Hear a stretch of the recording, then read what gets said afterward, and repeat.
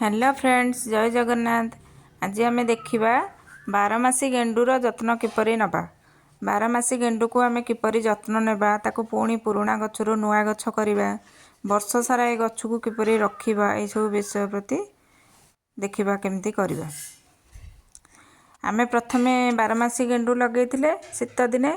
से गेंडू गछ गुड़िक सब मरीगलाणी। ता देहरु आमे पुणी डाल काटिकी, जो डाल गुड़ा छनछनिया सुंदरिया माने कौलिया डाल, ताको आमे काटिकी पुणी नुआ लगेइथिले।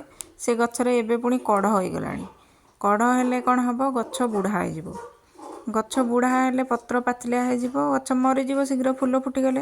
तेणु आमे ताकू टिके गहलिया करिवा पई, घना गहलिया करिवा पई ताकू कौन करिवा, आमे से डाल सबू भल भल डाल कटिंग करिकी ताकू गोटे टप रे चारा करिवा। चेर हेबा पई आमे एमती सबू चेर करिवा को लगेई देइचे।